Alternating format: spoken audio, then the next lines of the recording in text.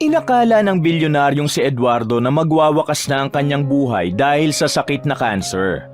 Ngunit nang malaman niya na nagkamali ng diagnosis ang doktor na tumingin sa kanya, ay isang plano ang kanyang binuo.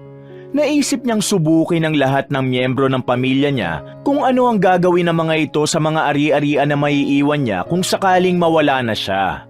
Pinatira niya sa kanyang bahay ang anak niya sa labas na si Mia kasama ang anak niyang si Alexa. Nasa bahay din na yon ang kapatid niyang si Sandra at Michael, pati na ang asawa nitong si Vivian. Sa paglipas ng mga araw, haharapin ni Mia ang gulo na meron ng pamilya ng kanyang ama. Dumagdag pa ang pagtutol ng lahat na manatili siya sa bahay na yon dahil anak siya ni Eduardo sa ibang babae. Ano nga kaya ang magiging resulta ng pagpapanggap ni Eduardo na patay na siya? Maipapakita ba nito ang totoong kulay ng mga taong malapit sa kanyang puso? Ating tunghayan ang isa na namang kwento na magbibigay aral at inspirasyon sa ating buhay. Kilala si Eduardo sa mundo ng pagnenegosyo. Sa edad niyang 56 ay marami na siyang hawak na iba't ibang negosyo na lahat ay maganda ang takbo. Kaya naman dahil doon ay nakamit niya ang pagiging bilyonaryo at maginhawang buhay na noong kabataan niya ay hindi niya naranasan. Ilang taon nang patay ang kanyang asawa habang ang kanyang nag-iisang anak na si Alexa sa orihinal niyang asawa ay palaging nasa ibang bansa at nagliliwaliw kasama ang nobyo nito. Sa mansyon ni Eduardo ay kasama niya ang kanyang mas nakababatang mga kapatid na si Sandra at Michael at ang asawa nito na si Vivian. Ngunit sa kabila ng marangyang buhay at tagumpay na meron si Eduardo, ay hindi siya lubusang masaya dahil kahit magkakasama sila ng mga kapatid niya sa iisang bahay, ay may kanya-kanya silang buhay. Halos hindi niya nakakausap ang mga kapatid niya, lalo na ang kanyang anak. Doon niya napagtanto na ang tunay na kaligayahan ay hindi talaga kayang mabili ng kahit anong laking halaga ng pera. Isang gabi, habang nasa opisina niya si Eduardo sa kanyang mansyon at abala sa ilang paperworks, ay may naramdaman siyang pagsikip sa kanyang dibdib. Huminto muna siya sa kanyang ginagawa at pinakiramdaman ang kanyang sarili. Bahagya siyang kinabahan dahil sinundan niyo ng pananakit ng kanyang likod at sa pagkakataon na yon, alam niya na merong mali sa kanyang katawan. Tumayo si Eduardo at pinilit niyang maglakad patungo sa sofa upang mas makaupo siya ng maayos, ngunit ang bawat hakbang niya ay pabigat ng pabigat. Nang makarating siya sa sofa, ay umupo siya roon ng maayos at ipinikit sandali ang kanyang mga mata. Sa pagkakataon na yun, naisip niya na kailangan niya nang magpakonsulta sa doktor dahil baka kung ano na ang kanyang nararamdaman na yun. Ang unang pumasok sa isip ni Eduardo ay si Dr. Danilo na kaibigan niya na matagal nang nagtatrabaho bilang oncologist. Kinabukasan ng umaga, nagtungo si Eduardo sa ospital kung saan nagtatrabaho si Dr. Danilo. Nang pumasok siya sa opisina nito ay nagulat ito nang makita ang itsura ni Eduardo na nangihina. "Eduardo, ano nangyari? Parang hindi ka okay," sabi ni Danilo habang tinutulungan siyang makaupo sa isang upuan. Masakit ang dibdib ko, Danilo. Kagabi ko pa ito nararamdaman. Medyo nahihirapan din akong huminga. Sagot ni Eduardo sa pagitan ng mabagal na paghinga. Agad na nagsimula si Danilo ng mga pagsusuri kay Eduardo. Habang ang mga test ay isinasagawa, hindi nawala ang labis na pagkabahala nito kay Eduardo. Matapos na makuha ang resulta, ay muling kinausap si Eduardo ni Danilo. Kumusta? Anong resulta ng mga test? Tanong ni Eduardo. Pilit niyang kinakalma ang kanyang sarili ngunit inihanda na rin niya ang sarili na maaaring hindi maganda ang sagot na kanyang maririnig. Eduardo, may ilang bagay akong naisipaliwanag sa'yo. Base sa mga resulta ng mga test na ginawa namin sa'yo, nakita kong isang bagay na hindi maganda. May lung cancer ka. Nakita ko mga senyales ng matinding pagkalat nito sa ibang parte pa ng iyong katawan. Malungkot na tugon ni Dr. Danilo. Hindi nakapagsalita si Eduardo. Nanlamig siya at nanatiling nakatingin sa kaibigang doktor. Pilit na prinoseso ng utak niya ang kanyang narinig, ngunit tila hindi yun tinatanggap ng kanyang isip. Isang malalim na paghinga ang pinakawalan niya bago nagsalita. Ano ang mga kailangan kong gawin? Tanong ni Eduardo. Kailangan mo nang magsimula ng treatment. Malala na ang kondisyon mo at ayoko namang mahuli ang lahat. Mas makabubuti na rin na ipaalam mo ito sa pamilya mo para makakuha ka ng suporta sa kanila. Tugon ng doktor. Mariin na umiling si Eduardo. Hindi. Ayokong malaman nilang tungkol sa sakit ko.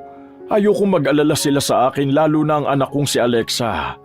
Magpapagaling ako at sigurado ako na gagaling ako kaya hindi na nila ito kailangang malaman pa. Pagtutol ni Eduardo sa sinabi ni Danilo. Pero Eduardo, hindi ba't mas makabubuti kung malalaman nilang sakit mo?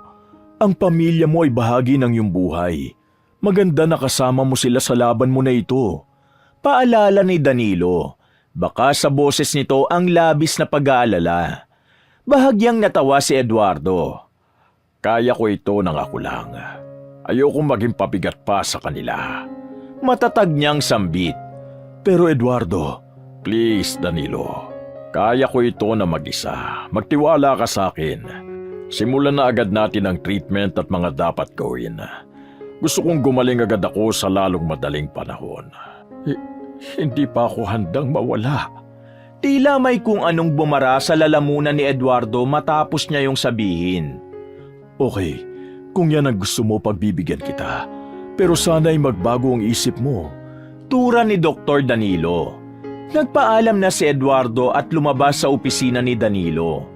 Ngunit sa bawat hakbang na ginagawa niya, ay naramdaman niya ang mabigat na kalungkutan at takot na nasa kanyang puso. Nang maisip niya na maaari siyang mawala, ay bigla siyang nilukob ng pangamba dahil marami pa siyang nais gawin sa kanyang buhay.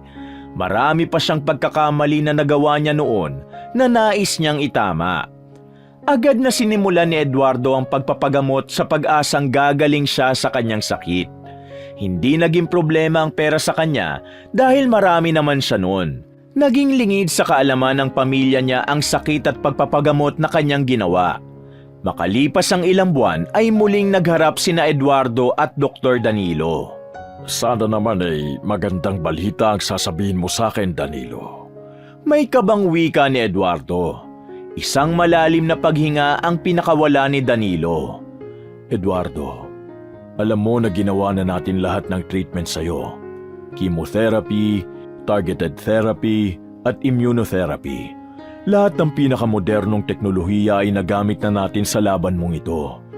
Pero ang sakit mo, mas lumalala pa rin. Tumugon ng konti ang katawan mo sa mga unang treatment. Pero ngayon, mabilis na ang pagkalat ng cancer cells sa katawan mo. Malungkot na pahayag ng doktor. Pakiramdam ni Eduardo ay nawalan siya ng lakas ng sandaling yon. Nanlamig siya ng gusto at pinagpawisan ng kanyang mga palad. Pakiramdam niya ay nawalan ng lakas ang kanyang mga tuhod kahit na nakaupo siya. Ang paghinga niya ay naging mabigat. Anong ibig mong sabihin, Danilo? Halos pabulong na tanong ni Eduardo. Maaari nating ituloy ang treatment pero hindi nito mapapahinto ang mabilis na pagkalat ng sakit mo. Alam kong magiging masakit at mahirap ang susunod na sasabihin ko pero base sa lahat ng result, maaaring 3 hanggang 6 na buwan na lang ang natitira sa'yo. I'm so sorry, Eduardo. Napapailing na wika ni Dr. Danilo. Pakiramdam ni Eduardo ay huminto ang oras. Ang mga salitang iyon ni Dr. Danilo ay parang matatalim na punyal na sumasaksak sa kanyang puso. Tumitig si Eduardo sa doktor. Para bang pinagsakluban siya ng langit at lupa. Sa dami ng kanyang nakamit na tagumpay, pakiramdam niya ay kontrolado niya na ang lahat. Ngunit sa sandaling yon, napagtanto niya na nagkamali pala siya. Dahil ang mismong buhay niya at kung hanggang kailan na lang siya mananatili sa mundo, ay isa sa napakaraming bagay na wala siyang kontrol. Alam kong mahirap ito para sa'yo. Pero sa pagkakataong ito, kailangan mong harapin ang katotohanan. Dapat mo nang sabihin sa pamilya mo ang kalagayan mo. Kailangan nila itong malaman, Eduardo. Tura ni Dr. Danilo. Hindi ko alam kung paano sasabihin sa kanila. Pabulong na tugon ni Eduardo. Ikaw lang ang makakasagot niyan. Pero gaya ng sinabi ko sa iyo noon, hindi mo kailangang harapin ito ng mag-isa. Nandyan ang pamilya mo, Eduardo. Kailangan nilang malaman para maipakita nila ang pagmamahal nila sa iyo habang may oras pa. Sambit ng doktor. Muling natahimik si Eduardo at nahulog siya sa isang malalim na pag-iisip. Maya-maya ay maraan siyang tumango. Okay, sasabihin ko na sa kanila. Mariin na wika ni Eduardo. Sa sandaling yon, hindi na malaya ni Eduardo ang paggulong ng luha sa magkabila niyang pisngi.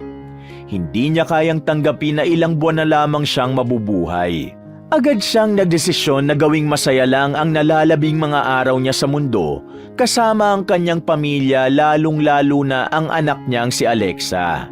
Nang maalala ni Eduardo si Alexa, isang tao pa ang kanyang naalala. Walang iba kundi ang naging anak niya sa ibang babae, si Mia, ang isa pa niyang anak na mas pinili ang mabuhay ng malayo sa kanya. Nang sumunod na araw, naisipan ni Eduardo na magtungo sa bahay ng kanyang anak sa labas na si Mia.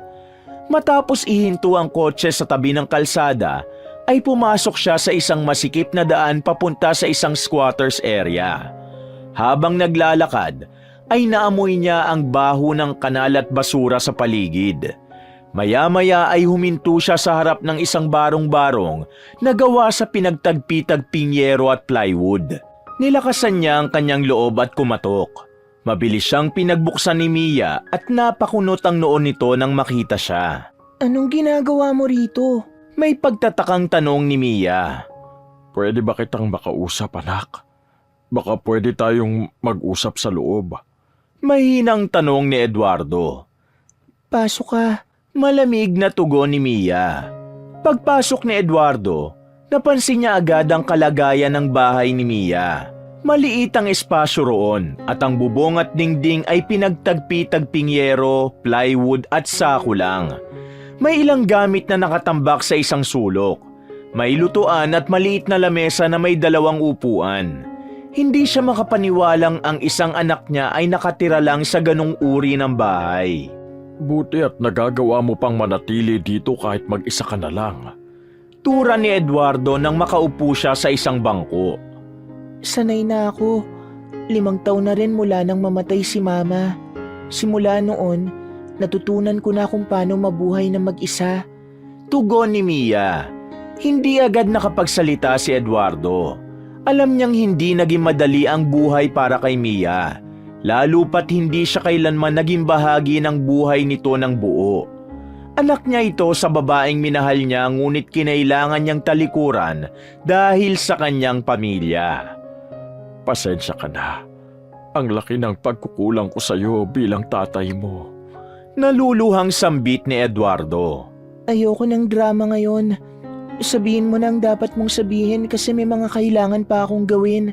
Ani Mia at naghalukip-kip ito habang nakasandal sa gilid ng pintuan. Okay, hindi na ako magpapaligoy-ligoy pa. Gusto ko sanang doon ka na tumira sa mansyon, Mia. Tura ni Eduardo. Napailing ang kanyang anak. Ilang beses ko nang tinanggihan niyang gusto mo na yan. Alam mo na ang sagot ko. Hindi at hindi ako titira doon.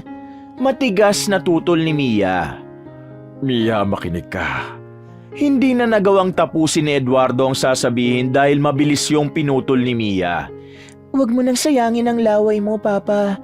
Alam mong hindi ko gugustuhin tumira sa mansyon kasama ang mga matapobreng kapatid mo at ang anak mong maldita. Anong gagawin ko ron? Makikipag-away sa kanila araw-araw? Oo, maliit ang bahay ko. Oo, mahirap ang buhay ko. Pero tahimik ang buhay ko dito. At yun lang ang gusto ko. Mahabang paliwanag ni Mia. Mia, may taning na ang buhay ko. Gusto ko sanang makasama ka sa mga natitirang araw ko rito sa mundo. Muntik nang maiyak si Eduardo nang sabihin niya yon. Isang nakakabingi at mahabang katahimikan ang namagitan sa kanilang dalawa. Nakatingin lang si Mia kay Eduardo na para bang hinihintay nito na sabihin niyang nagbibiro lamang siya. Maya-maya ay mahinang tumawa si Mia. May taning na ang buhay mo? Gumagawa ka lang ng dahilan para pumayag ako manirahan sa mansyon mo. At kung sa tingin mo maniniwala ako sa'yo, nagkakamali ka. Malamig nitong wika. Hindi ako nagsisinungaling. 3 hanggang 6 na buwan na lamang ang itatagal ko. Meron akong lung cancer, Mia. Narito ang mga medical records ko para maniwala ka. Sabi ni Eduardo. Inabot ni Eduardo kay Mia ang isang brown envelope. Kinuha yun ni Mia at inilabas sa mga papel na naroon. Isa-isa nitong tinignan ang mga laboratory results, findings ng mga espesyalista, at ang pahayag ng doktor na nagbigay ng taning kay Eduardo. Napalunok si Mia habang sinusuri ang bawat pahina at unti-unting namuo ang luha sa gilid ng mata nito. Hindi ba't marami kang pera? Bakit hindi ka magpagamot sa ibang bansa? Tanong ni Mia sa basag na boses. Halatang pinipigilan nito ang maiyak. Umiling si Eduardo at isang mapait na ngiti ang gumuhit sa kanyang mukha. Huli na ang lahat, Mia. Kumalat na ang kanser sa buong katawan ko. Wala nang silbi kahit saan pa ako magpagamot. Tugon ni Eduardo. Hindi nagsalita si Mia. Umiwas ito ng tingin kay Eduardo sabay talikod at tumingin ito sa labas. Marahang tumayo si Eduardo at lumapit siya sa kanyang anak. Alam kong galit ka sa akin. Alam kong mahihirapan akong kumbinsihin ka pero ayoko na magsayang pa ng oras. Ito na lamang ang huling pagkakataon ko para makasama ka bago ako mawala. Kaya nakikiusap ako, Mia. Doon ka na tumira sa mansyon. Kulang na lang ay lumuhod si Eduardo ng sandaling yon sa labis na pagmamakaawa. Pag-iisipan ko. Sige na, makakaalis ka na. Marami pa akong dapat gawin. Malamig na tugon ni Mia. Hindi na nagsalita si Eduardo at tumango na lamang siya. Isang malungkot na ngiti ang iniwan niya kay Mia bago siya tuluyang umalis ng bahay nito. Habang naglalakad si Eduardo pabalik sa kanyang sasakyan, umasa siya na papayag si Mia sa gusto niya. Bukod kasi sa nais niyang makasama ito sa mga huling araw niya, gusto niya ring bumawi rito sa napakaraming taon na hindi ito tumanggap ng kahit na anong tulong mula sa kanya. Isang umaga, habang umiinom ng kape si Eduardo sa veranda ng mansyon, ay nakita niya si Dr. Danilong naglalakad palapit sa kanya. May dala itong brown envelope at napansin niya ang kaba sa mukha ng kanyang kaibigang doktor. Danilo, anong ginagawa mo rito? Tanong ni Eduardo pagkalapit ni Dr. Danilo sa kanya. May mahalaga akong sasabihin sa'yo. Pwede ba tayong mag-usap ng walang ibang makakarinig? Tura ni Dr. Danilo. Agad namang tumango si Eduardo. Doon tayo sa opisina ko. Yaya niya. Pagdating sa opisina, isinara ni Eduardo ang pinto at tinawag ang isang kasambahay para magdala ng kape para sa kanila. Pagkatapos ay umupo sila sa magkabilang gilid ng pabilog na mesa. Sabihin mo na ang dapat mong sabihin, Danilo. Huwag ka na magpaligoy-ligoy pa kasi mas lalo akong kinakabahan. Sambit ni Eduardo. Nasabi mo na ba sa pamilya mo ang tungkol sa sakit mo? Diretsyong tanong ni Danilo. Hindi pa. Naghahanap pa ako ng tamang pagkakataon. Alam mo naman ang sitwasyon ko sa mga anak ko at kapatid ko. Pakiramdam ko ay wala silang pakialam sa akin. Sagot ni Eduardo. Tumingin si Danilo kay Eduardo ng may seryosong ekspresyon. Eduardo, sa totoo lang, hindi mo na kailangang sabihin sa kanila. Ani Danilo. Anong ibig mo sabihin? May pagtatakang tanong ni Eduardo. Nagkamali ako. Walang taning ang buhay mo. At higit sa lahat, Eduardo, wala kang lung cancer kundi meron kang tuberculosis. Madali lang magamot ang sakit na TB. 6 na buwan ka lang iinom ng mga gamot at gagaling ka na. Nakangiti ngunit kinakabahan na tugon ni Danilo. Ano? Paano nangyari ang sinasabi mo? Patuloy na naguguluhan na tanong ni Eduardo. Ipinaliwanag ni Dr. Danilo ang sitwasyon at ang mga posibleng misdiagnosis at maling resulta ng mga test na ginawa kay Eduardo. Anito, muli nitong sinuri ang resulta at pinadouble check pa nito yon sa ibang espesyalista. Labis na nagimbal si Eduardo sa sinabi ng kanyang kaibigan. Unti-unting bumagsak ang kanyang mga balikat at hindi niya napigilang maluha sa sobrang saya sa biglang pagbalik ng buhay na akala niya ay mawawala na sa kanya. Pasensya na, Eduardo. Alam ko na napakalaki ng takot na ibinigay ng pagkakamali ko sa'yo. Umiiling na wika ni Danilo. Walang problema, Danilo. Hindi mo alam kung gaano ako kasaya sa sinabi mo. Nakangiting wika ni Eduardo habang pinupunasan ang kanyang mga luha. Ngunit biglang natigilan si Eduardo nang may bigla siyang naisip. Ang ngiti sa kanyang mukha ay napalitan ng seryosong ekspresyon. Tumayo siya, tumalikod siya at tumingin sa bintana habang nag-iisip ng malalim. Maya-maya ay muling humarap si Eduardo kay Danilo. Danilo, sasabihin ko pa rin sa pamilya ko na may taning na ang buhay ko. Turan niya. Ano? At bakit mo gagawin yan? Naguguluhang tanong ni Danilo. May naisip akong gawin. Gusto kong subukin ang aking pamilya. Gusto kong malaman ang tunay nilang kulay kapag wala na ako. Gusto kong makita kung sino sa kanila ang sakim at sino ang hindi. Tugon ni Eduardo. Hindi na nagawang makapagsalita ni Danilo sa sinabing yun ni Eduardo. Ngunit desidido na si Eduardo na gawin ang plano niyang yon. Ang totoo kasi, noon pa man ay gusto niyang malaman kung ano ang gagawin ng mga kapatid at anak niya sa kayamanan na maiiwanan niya sa oras na mamatay siya. Kinagabihan, habang nakahiga si Eduardo sa kanyang malaki at malambot na kama, ay nakatingin siya sa kisame at pinag-iisipan niya ng gusto ang kanyang plano. Sa gitna ng kanyang pag-iisip, ay tumunog ang kanyang cellphone na nasa bedside table. Kinuha niya yon at napangiti siya nang malaman na si Mia ang tumatawag. Agad niya yung sinagot at inilapit ang aparato sa kanyang tenga. Hello, Mia? Napatawag ka? May problema ba? Sagot ni Eduardo sa tawag. Napag-isipan ko na ang sinabi mo nung pumunta ka rito. Payag na akong manirahan sa mansyon mo. Walang gatol na tugon ni Mia. Talaga? Totoo ba yung sinasabi mo? Masayang tanong ni Eduardo. Halos tumalo na siya sa labis na kasiyahan ng sandaling yon.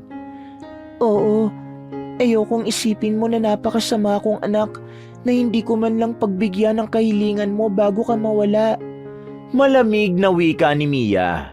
Mia, hindi ko iniisip na masama kang anak. Ako ang may malaking pagkukulang sa'yo. Bukas, ipapadala ko ang driver para sunduin ka. Walang pagsidla ng kasiyahan ni Eduardo sa pagpayag ni Mia sa gusto niya. Okay, sige. Magpapahinga na ako. Bye. Ani Mia. May sasabihin pa sana si Eduardo ngunit pinutol na ni Mia ang tawag. Nakangiting ibinalik ni Eduardo ang cellphone niya sa bedside table. Tumayo siya mula sa kama at lumapit sa bintana ng kanyang silid. Tiningnan niya ang malawak na hardin ng mansyon. Doon niya naisip na kailangan niya ring subukin si Mia sa plano na kanyang binubuo. Alam niyang magiging mahirap ang gagawin niya. Pero naniniwala siyang kailangang malaman niya ang katotohanan tungkol sa mga taong mahalaga sa kanya. Maagang nagising si Eduardo ng umagang yon. Matapos mag-almusal, ay naghintay siya sa sala dahil darating na ang kanyang anak na si Alexa mula sa bakasyon nito. Maya-maya ay nakarinig siya ng tunog ng sasakyan na huminto sa labas ng mansyon.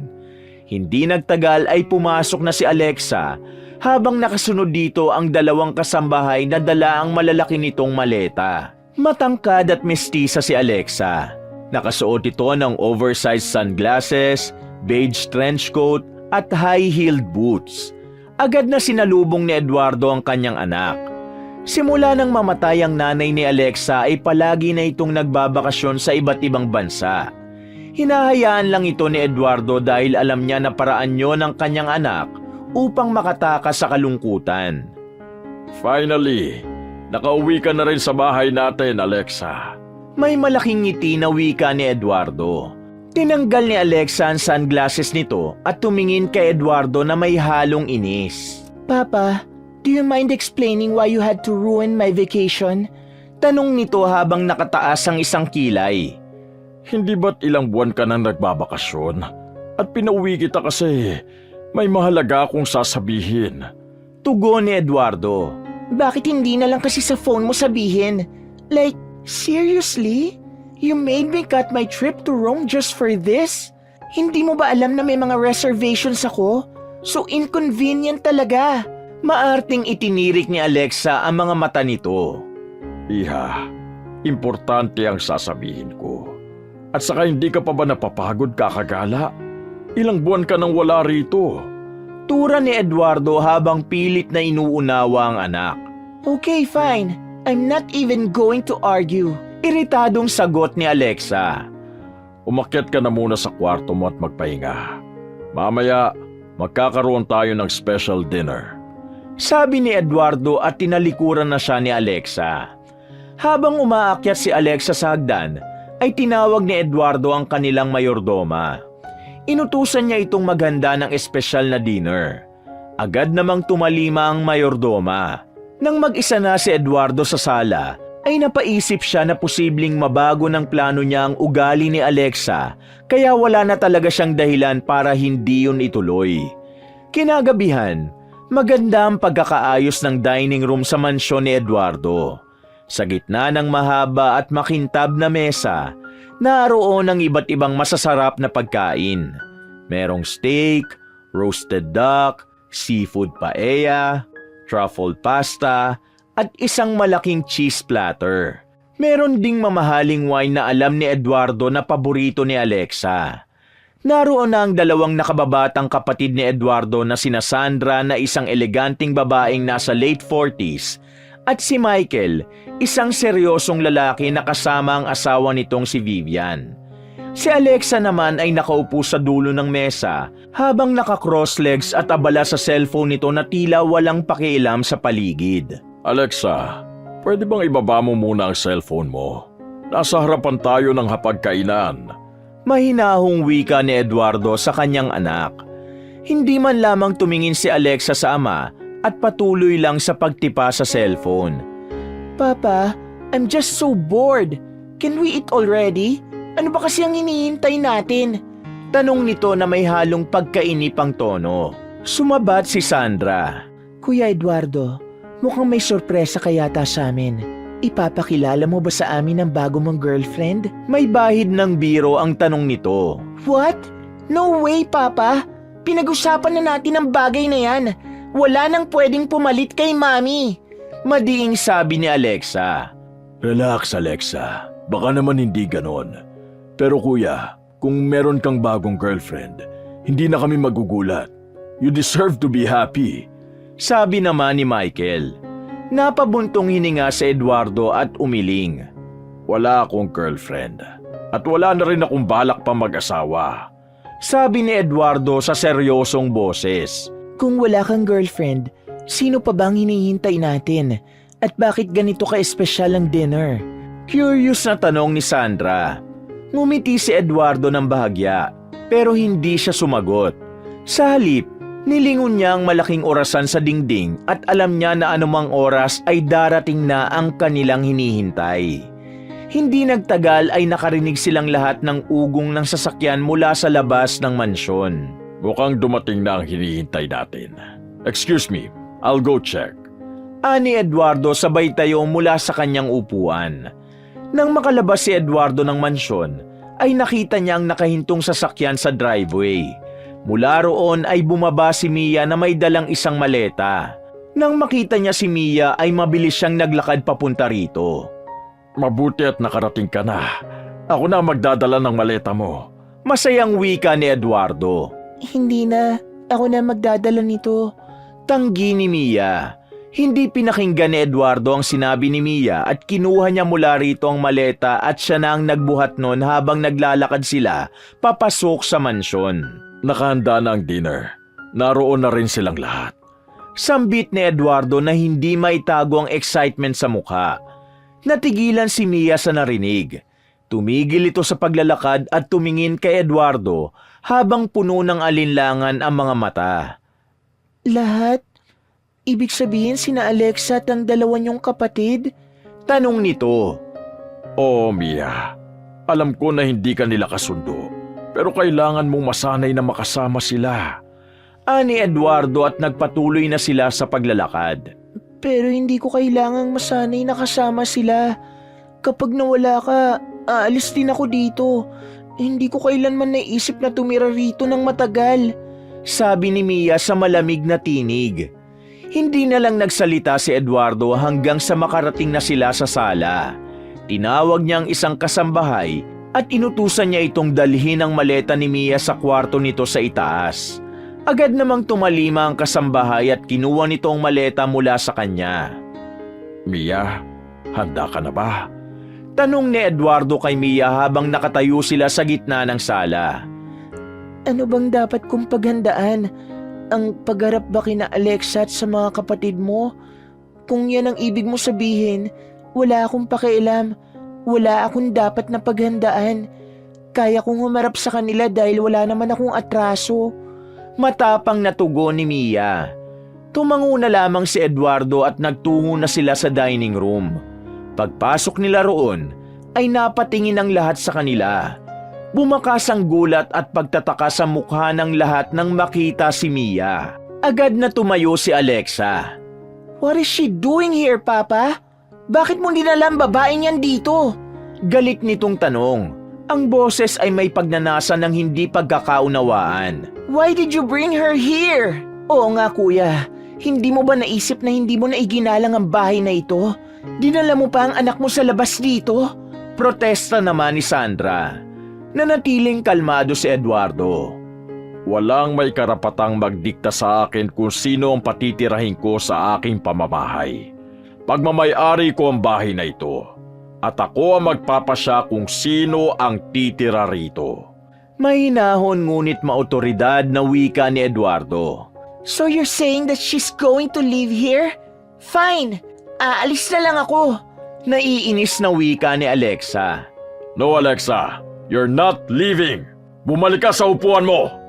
Ang boses ni Eduardo ay matigas. Matiim siyang nakatingin kay Alexa. Walang nagawa si Alexa kundi ang bumalik sa pagkakaupo. Bakas pa rin sa mukha nito ang pagtutol na naroon ang kapatid nito sa labas. Lumingon si Eduardo kay Mia at tinaya niya na itong maupo na upang makapaghapunan na sila. Walang imik na umupo si Mia na tila hindi apektado sa mga sinabi ni na Alexa at Sandra. Umupo na sa kabisera si Eduardo.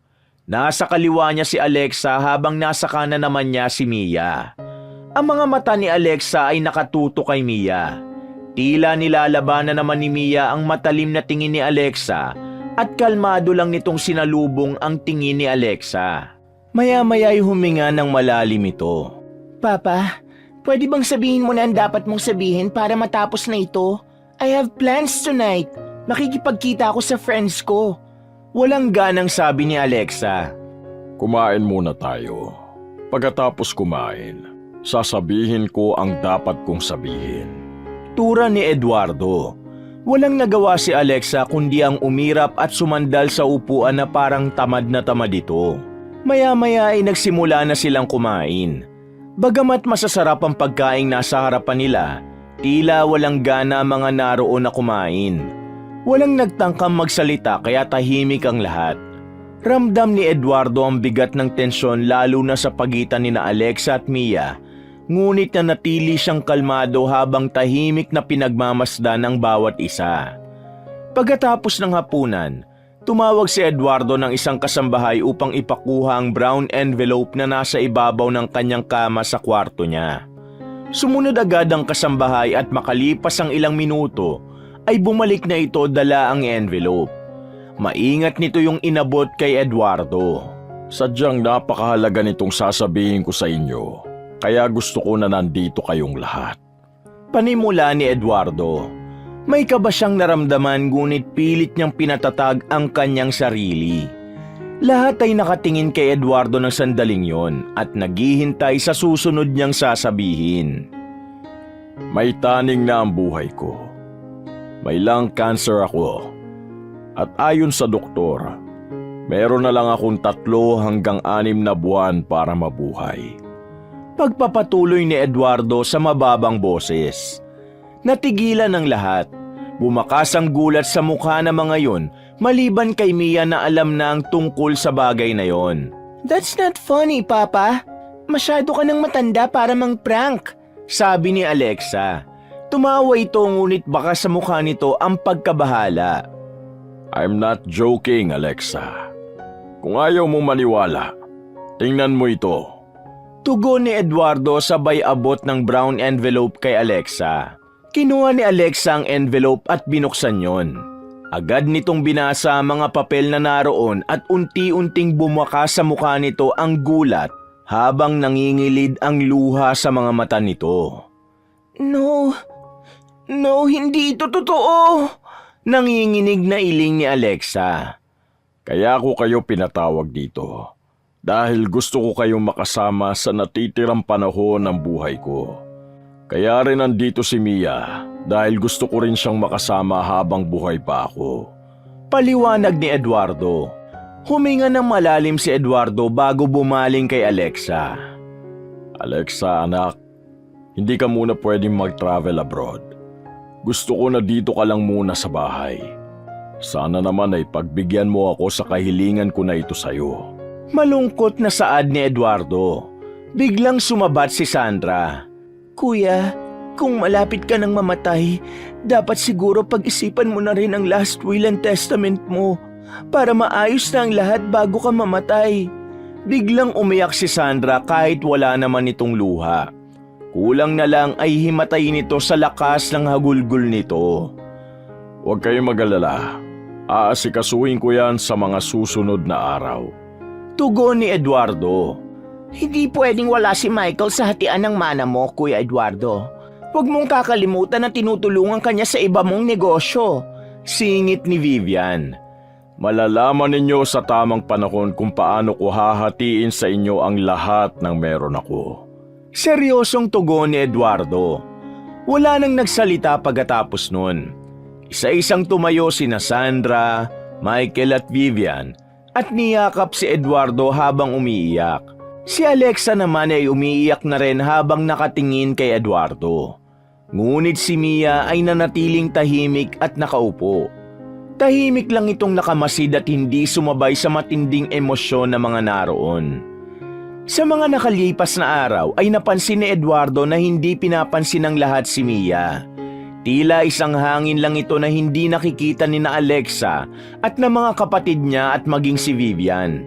Ganun pa man, nakita ni Eduardo na hindi apektado si Mia sa malamig na pakikitungo rito ng mga kasama nito sa bahay. Isang umaga, nagtungo si Eduardo sa pool area na nasa gilid ng mansyon. Nakita niya roon si Mia na nakaupo sa lounge chair habang nakatingin sa kawalan. Napansin ni Eduardong tila napakalalim ng iniisip ng kanyang anak. Lumapit si Eduardo kay Mia at naupo siya sa lounge chair sa kaliwa ni Mia. Akmang aalis na si Mia, kaya mabilis na nagsalita si Eduardo. Kumusta naman ang stay mo rito, Mia? Mabilis na tanong ni Eduardo. Okay lang. Malamig na sagot ni Mia. Pasensya ka na nga pala, anak. Napapansin ko na malamig ang pakikitungo ng lahat sa'yo. Lalo na si Alexa. Buntong hininga ni Eduardo. Huwag mo nang alalahanin yon. Sanay naman ako mag-isa, Papa. Tugon ni Mia. Mia, kung may isa akong hiling bago ako mawala, yun ay magkasundo kayo ni Alexa. Gusto ko sanang magkaayos na kayo bago ako mamatay. Naluluhang wika ni Eduardo. Agad na lumingon si Mia kay Eduardo. Bahagya itong natawa. Magkasundo? Kami ni Alexa? Papa, alam mong malabong mangyari yan. Alam nating lahat na kahit kailan, hindi niya matatanggap na may kapatid siya sa labas. Hindi ba dinala mo na ako rito noon at nagkagulo lang? Tura ni Mia. Alam ko, Pero ayokong habang buhay kayong magkaaway. Pareho ko kayong anak kahit magkaiba kayo ng ina. Magiging masaya ako sa kabilang buhay kapag alam ko na okay na kayong dalawa. Saad ni Eduardo. Biglang huminga ng malalim si Mia saka ito tumingin ng diretsyo kay Eduardo. Huwag mo nang ipilit ang imposible. Oo nga pala, gusto kong pag-usapan ng tungkol sa pamana mo. Hindi ako interesado sa pera at lahat ng meron ka. Huwag mo na akong isama sa hatian ng mga yon. Seryosong sabi ni Mia. Napakunot ng noo si Eduardo. Ano ibig mo sabihin? Naguguluhan niyang tanong. Huwag mo na akong pamanahan. Ayokong isipin ni na Alexa na kaya ako nandito dahil sa mana mo talaga. At talaga namang wala ako rito para sa pera. Nandito ako dahil sinabi mo na gusto mo ako makasama bago ka mawala. Walang gatol na wika ni Mia. Hindi makapaniwala si Eduardo sa narinig mula kay Mia. Ramdam niya ang kaseryosohan sa pagsasalita nito. Nagpatuloy si Mia. Matagal na akong nabuhay na sarili ko lang ang inaasahan ko. Hindi ko kailangang umasa sa pera mo. Matapos yun ay tumayo na ito at naglakad papunta sa loob ng mansyon. Naiwan si Eduardong nakatulala at hindi alam kung ano ang magiging reaksyon sa sinabing yon ng anak. Tumayo na rin siya at pagharap niya ay nakita niya si Sandra. Naglakad ito palapit sa kanya. May kailangan ka ba, Sandra? Tanong ni Eduardo. Kuya, pasensya na pero narinig ko ang usapan niyo ni Alexa. Tugon ni Sandra. Hindi ka na talaga nagbago. Ugali mo na talagang makinig sa usapan na hindi ka naman kasali. Iling ni Eduardo. Hindi ko naman sinasadya. Napadaan ako at narinig ko ang pinag-usapan ninyo. Pero totoo ba na gusto mong bigyan ng mana ang anak mo sa labas? Nanlalaki ang mga mata ni Sandra sa tanong nito. Oh, bakit? May problema ba sa bagay na yon? Tanong ni Eduardo. Pero kuya, sinabi na niya na ayaw niya ng mana mo, di ba? Kung ayaw niya, edi wag. Anak mo lang naman siya sa labas. Bahagya pang umirap si Sandra sabay tawa ng mahina. Biglang tumalim ang tingin ni Eduardo kay Sandra. Sandra, anak ko pa rin si Mia. May karapatan siya sa lahat ng pinaghirapan ko. Aniya. Okay. Kung yan ang gusto mo, bahala ka. Pero siguro naman meron ka ding iiwan para sa amin. Lalo na ako na halos araw-araw kong nandito sa mansyon. Ako nag-aasikaso sa bahay na ito, pati na sa mga kasambahay mo. Ang tagal mo na rin akong kasama dito, hindi ba? Nag-aalangang ngumiti si Sandra. Hindi sumagot si Eduardo. Nanatili siyang nakatingin sa kapatid. Baka sa mukha ang pagkadismaya. Hindi siya nagsalita at tumalikod na lamang at iniwan si Sandra. Habang naglalakad pabalik si Eduardo patungo sa loob ng mansyon, nakaramdam siya ng bigat sa dibdib. Alam niyang hindi magiging madali ang mga susunod na araw para sa kanyang pamilya. Ngunit determinado siyang gawin ang kanyang plano, anuman ang magiging resulta nun. Pagsapit ng gabi, kumatok si Eduardo sa pinto ng kwarto ni Alexa. Ilang sandali bago yun bumukas at tumambad sa kanya ang anak na nakapajama at halatang bagong hilamos. Pwede ba kitang makausap, anak? Tanong ni Eduardo sa malumanay na tono. Okay, but make it quick. I'm exhausted. Gusto ko na magpahinga. Saad ni Alexa. Pumasok si Eduardo at maingat na isinara ang pinto. Naupo siya sa isang upuang malapit sa kama ni Alexa. Alexa, I want to talk to you about Mia. Panimula ni Eduardo. What about her? Aalis na ba siya? Tanong ni Alexa. Hindi aalis si Mia sa bahay na ito. Alexa, gusto ko lang sana na bago ako mawala ay magkasundo kayong dalawa. Pakiusap ni Eduardo. Papa, seriously? That's your dying wish? No offense pero malabong mangyari ang gusto mo. She's not my sister, okay? She's just... Mabilis na pinutol ni Eduardo ang pagsasalita ng kanyang anak. Alexa, anak ko si Mia at kapatid mo siya. Hindi mo man gusto pero yon ang katotohanan. Kailangan mo siyang irespeto. Mataas ang boses na wika ni Eduardo. Tumayo si Alexa mula sa kama at naglakad papunta sa bintana at tumingin sa labas. Paano ko irerespeto ang isang tao na bunga ng kataksilan mo kay Mami? And now you want me to forget everything and be nice to her? No way! Iling ni Alexa. Hindi agad nakasagot si Eduardo. Alam niyang masakit pa rin kay Alexa ang nakaraan. Ngunit kailangan niyang subukang maayos yon.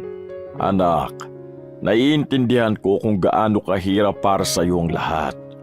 Pero sana naman isipin mo, hindi kasalanan ni Mia ang nangyari noon. Wala siyang kinalaman sa kasalanan ko sa mami mo. Paliwanag niya. Kahit na, hindi siya kabilang sa pamilyang ito. I'm sorry, but I won't pretend to like her just because you're dying. Tutol ni Alexa. Napabuntong hininga na lamang si Eduardo. Tumayo na siya at nagpaalam kay Alexa. Ramdam niya na kahit anong paliwanag ang gawin niya ay hindi ito makikinig. Nang makalabas na siya sa silid ni Alexa, ay isinara niya ang pinto at sandali siyang sumandal doon. Napapikit at napailing si Eduardo. Matapos makipag-usap ni Eduardo kay Alexa, ay nagtungo siya sa minibar at kumuha siya ng isang bote ng mamahaling alak at isang baso bago siya nagtungo sa kanyang kwarto. Pagdating niya roon, ay nagsalin siya ng alak sa baso at mabilis yung ininom. Kinuha niya ang kanyang cellphone at tinawagan niya si Danilo. Agad naman yung sinagot ni Danilo na nagtaka dahil sa pagtawag niya ng ganong oras. Danilo, gusto ko nang isagawa ang plano natin. Bungad ni Eduardo. Sigurado ka na ba, Eduardo? Tanong ni Danilo. Sigurado na ako. Ito lang ang tanging paraan para malaman ko ang tunay na kulay ng bawat isa sa kanila. Gusto kong malaman kung sino ang nararapat na magmana ng lahat ng pinaghirapan ko kapag dumating ang araw na totoo na akong mawawala. Walang gatol na tugon ni Eduardo. Eduardo, alam mong hindi madali ang gagawin mo. Maaaring masaktan sila at kahit ikaw. Pero kung talagang desidido ka na, susuportahan na lang kita. Saad ni Danilo sa kabilang linya. Salamat, Danilo. Mahina ngunit taus-pusong sabi ni Eduardo. Alam kong hindi ito madali. Pero wala akong ibang paraan para makita kung sino talaga ang tunay na nagmamalasakit sa akin. Gusto ko ring makita ang mga gagawin nila sa oras na mawala na ako. Oo nga pala, ang private plane, nakahanda na ba? Dugtong ni Eduardo. Nakahanda na. Nasa isang private hangar yon sa Pampanga. Pwede kang umalis anumang oras na gusto mo. Sagot ni Danilo. Pagkatapos ng tawag, ipinatong ni Danilo ang cellphone sa ibabaw ng mesa. Muli siyang nagsali ng alak sa baso at matapos niya yung inumin ay sinabi niya sa sarili na wala na yung atrasan. Nang sumunod na gabi, lahat ng miyembro ng pamilya ni Eduardo ay nasa hapagkainan. Tahimik nilang pinagsasaluhan ng isang masarap na hapunan. Maya-maya ay biglang nagsalita si Eduardo. Oo nga pala, pupunta ako sa Davao bukas ng umaga. Gusto kong magbakasyon muna at bisitahin ang iba nating kamag-anak doon. Pahayag ni Eduardo. Kuya, hindi ba mas mabuting dito ka na lang para makapagpahinga ka? O kaya, ituloy mo ang pagpapagamot mo? Suwestyon ni Michael. Ayoko nang magpagamot, Michael. Sinubukan ko na ang lahat ng treatment, pero walang nangyayari. Tanggap ko nang mamamatay na ako. Sa natitira kong panahon, gusto ko na lang gawin ang mga bagay na magpapasaya sa akin. Tura ni Eduardo. Biglang sumabat sa usapan si Vivian. Nag-aalala lang si Michael sa'yo, kuya. Alam mo namang mahal na mahal ka ng kapatid mo na yan. Tumawa pa ito pagkatapos. Naputol ang tawa ni Vivian nang biglang tumawa rin si Sandra. Oh, bakit bigla na lang na mahal na ni Michael si Kuya Eduardo ngayon? Narinig ko kayo nag-uusap noon. Sabi ni Michael, sawa na siyang parang aso na sumusunod sa bawat utos ni Kuya Eduardo. Tumaas ang isang kilay ni Sandra habang nakatingin kay Vivian. Sandra, huwag kang gumagawa ng kwento. Sigaw ni Vivian. Hindi ako gumagawa ng kwento. Ang totoo, pinaplastic niyo lang si Kuya Eduardo. Buwelta ni Sandra. Hindi na kinaya ni Eduardo ang sagutan ng dalawa kaya pumagitna na siya. Tama na. Talagang sa harapan ko pa kayo nag-aaway na dalawa. Galit niyang wika. Agad na tumahimik sina Sandra at Vivian. Napapahiyang napayuko ang dalawa. Tumikhim si Eduardo at tinapunan ng seryosong tingin si Alexa. Alexa, sana naman habang wala ako ay wala akong malalaman na pati kayo ni Mia ay magkakagulo. Nagkakaintindihan ba tayo? Turan niya. Okay, fine. Walang ganang tugon ni Alexa. Tumango si Eduardo at muling tiningnan ang lahat isa-isa. Sa kanyang isip, ramdam niyang labis na lungkot dahil hindi pa man siya patay, ay nakikita na agad niya ang tunay na ugali ng bawat isa. Pagsapit ng 11:11 ng gabi ay kumatok si Eduardo sa kwarto ni Mia. Nang pagbuksan siya ni Mia ng pinto, ay sinabi niya na nais niya itong makausap bago siya umalis bukas ng umaga. Pumasok si Eduardo sa kwarto ni Mia at naupo siya sa gilid ng kama, habang si Mia ay nakatayo sa kanyang harapan. Anak, may gusto sana ako ipakiusap sa iyo bago ko umalis bukas. Sana huwag kang umalis sa bahay na ito habang wala ako. Alam kong madalas kang mag-isa at naiintindihan ko na hindi mo siguro ramdam na parte ka ng pamilya natin. Pero anak, ang bahay na ito ay bahay mo rin. May lugar ka rito. Tura ni Eduardo habang diretsyong nakatingin sa mata ni Mia. Hindi sumagot si Mia. Nakatingin lang ito kay Eduardo. Tumayo si Eduardo at marahang hinawakan ng kamay ng anak. Mia, nakikiusap ako sa iyo. Hintayin mo ang pagbabalik ko. Huwag kang aalis. Samo niya. Marahang tumango si Mia bilang tugon. Ngumiti rito si Eduardo at kahit paano ay naging magaan ang kanyang kalooban. Kinabig niya si Mia at mahigpit niya itong niyakap bago siya tuluyang lumabas ng silid nito. Kinabukasan ng umaga, maagang umalis si Eduardo ng mansyon sakay ng isa sa mamahalin niyang sasakyan. Hindi niya na hinintay na magising ang kahit isa sa pamilya niya dahil ang balak niya ay walang makakita sa mga ito sa pag-alis niya. Naging mahaba ang biyahe niya patungo sa Pampanga at pagdating niya roon ay dumiretso siya sa isang private hangar kung saan sinalubong siya ni Danilo. Nakahanda na ang lahat, Eduardo. Huling tanong, sigurado ka na ba talaga? Pag-aalala ni Danilo. Tumango si Eduardo. Oo, Danilo. Wala nang atrasan ito. Ito na ang simula ng aking pagpapanggap. Mariing wika niya. Tiningnan ni Eduardo ang private plane na nasa kanyang harapan. Mahirap man na ilang araw niyang hindi makakasama ang kanyang pamilya, alam niyang yun ang nararapat niyang gawin upang makita niya kung sino sa mga ito ang totoong nagmamahal sa kanya at kung sino ang nagpapanggap lamang. Nang magising si Mia ng umagang yon ay sinabi ng isang kasambahay na umalis na nga si Eduardo. Matapos ang agahan ay nagkulong siya sa kanyang kwarto para iwasan sina Alexa. Ngunit nang makaramdam siya ng uhaw, ay napilitan siyang bumaba at magtungo sa kusina.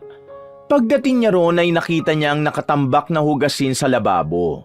Matapos niyang uminom ng tubig, ay nagdesisyon siyang hugasan ng mga nasa lababo dahil alam niyang abala mga kasambay sa ibang gawain ng mga yon.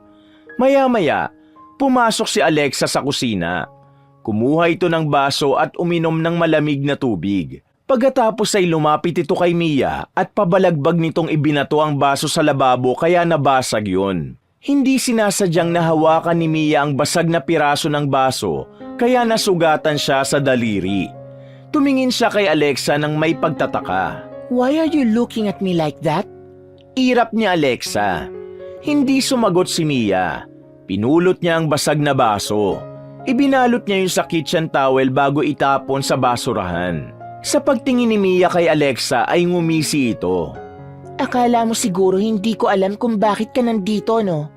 Kung nabibilog mo ang ulo ni Papa, Huwag mo kong itulad sa kanya. I know na pera lang ang habol mo sa kanya. Pera na wala kang karapatan kasi anak ka sa labas. Pangahamak ni Alexa. Sa halip na sumagot, tinalikuran ni Mia si Alexa at nagpatuloy sa paghuhugas sa lababo.